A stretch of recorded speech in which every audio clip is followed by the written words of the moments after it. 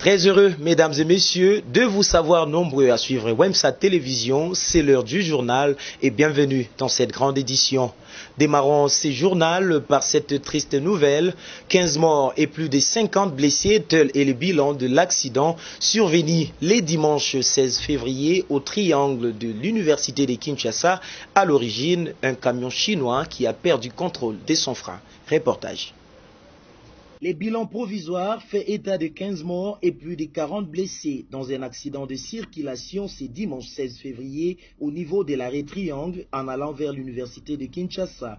À l'origine, un camion chinois transportant les caillasses a percuté à son passage plusieurs véhicules, motos et piétons et a fait de nombreux morts et plusieurs blessés graves.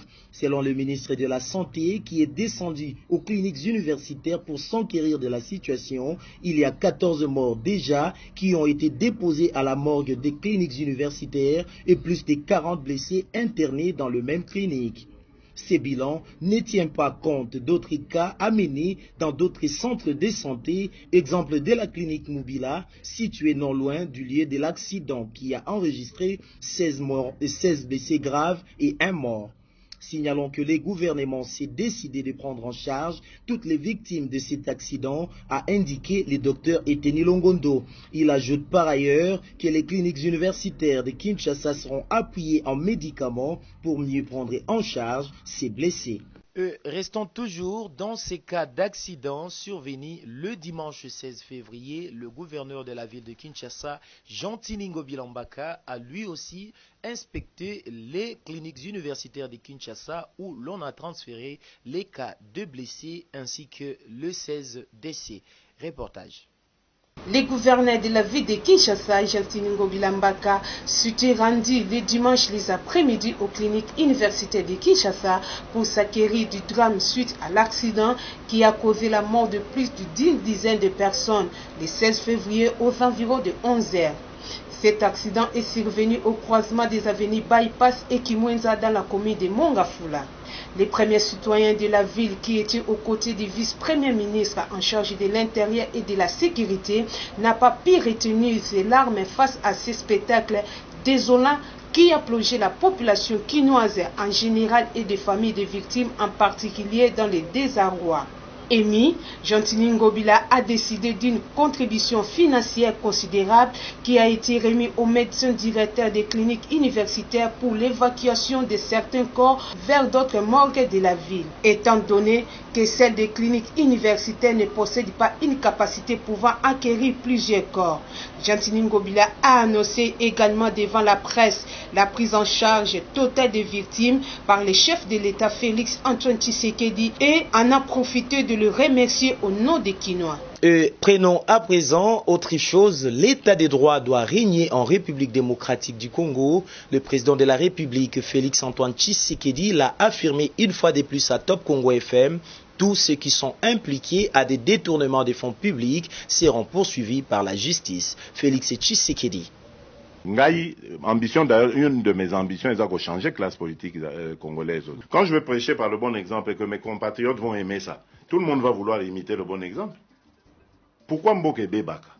Parce que ceux qui arrivent et qui sont censés prêcher par l'exemple, eux prêchent par le mauvais exemple. Soit Mokonzia Bandi, qu'on détourne Bandi Bakop.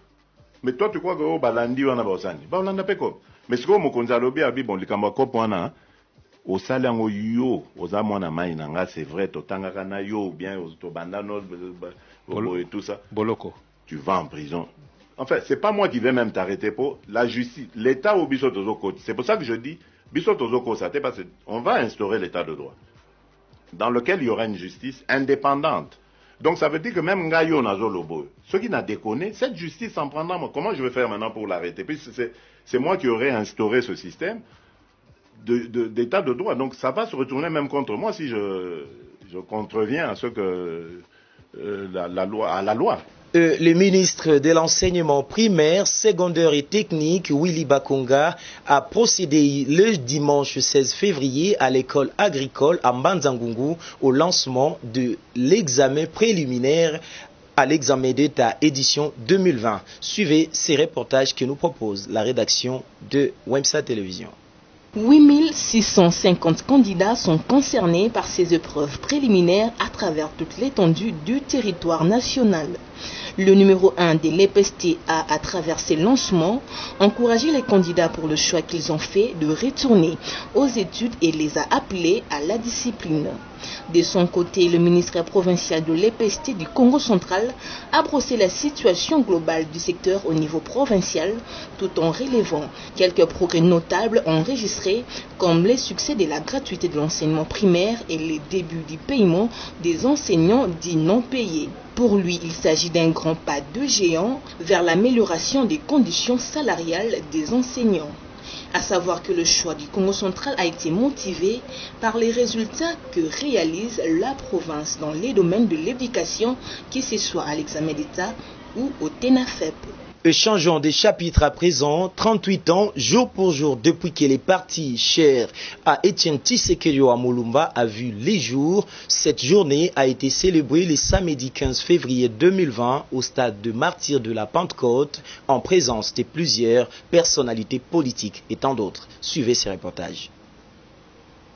Les partis présidentiels Union pour la démocratie et le progrès social IDPS a célébré le samedi 15 février 2020 au stade des Martyrs de Kinshasa ses 38e anniversaire en présence de plusieurs personnalités, militants, invités des marques et autres. Présent à ces assises, Augustin Kabouya, secrétaire général du parti, préconise la vraie justice en vue d'améliorer les conditions socio-économiques des Congolais et invite les nouveaux hauts magistrats à soutenir le chef de l'État. Est heureux de vous accueillir dans ce cadre pour célébrer ensemble ces doubles événements, à savoir le 38e anniversaire de son existence et la commémoration de l'an 1 de l'exercice du pouvoir. Comme vous le savez, l'IDPS est créé le 15 février 1990 par les 13 parlementaires, auteurs de la lettre de 52 pages adressée à M. Mobutu pour dénoncer la dictature et les violations des droits de l'homme qui caractérisait son régime. Sur la même lancée, le secrétaire général Kabouya a énoncé ce qu'il qualifie de victoires de son parti, parmi lesquelles la libération de l'espace politique sur le combat pour le multipartisme. C'est dans une ambiance de fête que les combattants alliés et invités ont célébré cette grande cérémonie au rythme de la musique de l'artiste Weranson.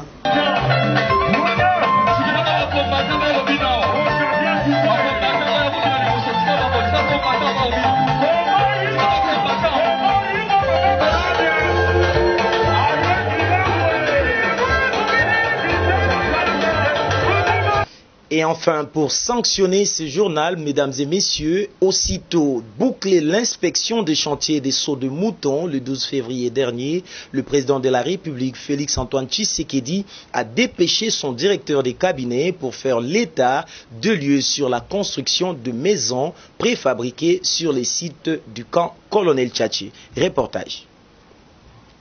Alors que certains détracteurs profèrent des allégations selon lesquelles le fonds alloué au projet de construction de maisons préfabriquées dans le cadre du programme de 100 jours du chef de l'État, Félix-Antoine Tshisekedi, ont été détournés, voici une réalité qui vient mettre fin tous ces mensonges. Aussitôt bouclé l'inspection des chantiers des sauts des moutons, le président de la République a dépêché son directeur des cabinets, Vital Kamerhe, pour s'enquérir de la situation de la construction de maisons préfabriquées sur les sites de Colonel Tchatchi, basé à Kinshasa. Sur un lot de 300 premières maisons commandées par les chefs de l'État pour la ville de Kinshasa, déjà 200 maisons sont finies et prêtes à accueillir les occupants.